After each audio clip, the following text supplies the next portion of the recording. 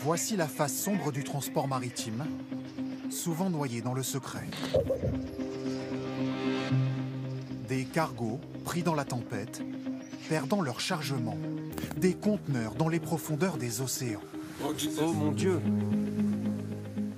En moins d'1 an, 3000 boîtes tombées à l'eau. 40 pour le cargo APL England. 260 pour le Maersk Eindhoven. Et même 1816 pour l'Apus One, dont la pile s'est effondrée en mer, tel un château de cartes. 64 contenaient des matières dangereuses. Derrière chacune de ces images impressionnantes, une bombe écologique pour les fonds marins, révélée par des prélèvements. On va voir qu'autour du container, il y a de moins en moins de faune marine. On voit ces prélèvements qui sont effectués et la population autour du container est vraiment très limitée. Selon les experts, la plupart des boîtes perdues ne seraient jamais déclarées pour éviter d'en payer le remorquage. Alors le fléau reste invisible, jusqu'à ce qu'il arrive sur nos côtes. Il y a 2 mois, sur le sable breton, des billes de plastique, probablement issues de conteneurs. Je savais qu'il y en avait beaucoup, mais pas à ce point-là. Ou encore sur les plages néerlandaises, il y a 2 ans. Les habitants découvrent des ampoules, des jouets, des chaussures.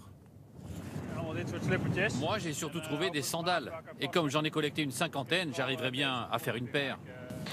Il arrive aussi que ces boîtes restent à la surface des océans. Comme il y a 1 mois, pour le plus grand bonheur de ces pêcheurs, tombés sur un chargement de cigarettes.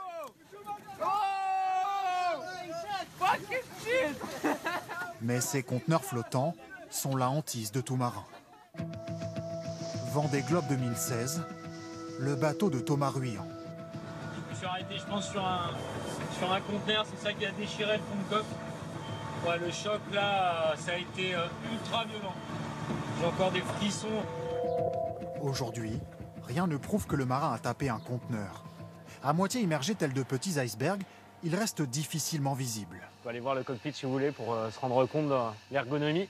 Aussi bien pour le radar que pour l'œil du skipper lancé à 50 km/h sur les eaux. Il y a des centaines de litres qui viennent taper contre cette vitre-là quand on est à 30 nœuds. Et malgré tout, il y a une vision vers l'avant, mais qui est relativement faible. Après, ce qui traîne dans l'eau, ce qui ne doit pas être dans l'eau, ça on ne le voit pas, quoi. C'est pour ça que c'est dangereux, ouais, bien sûr.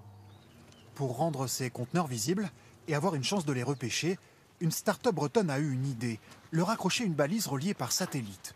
Le coût, moins de 1 000 € l'unité. Alors le principe est simple, c'est que le boîtier sera accroché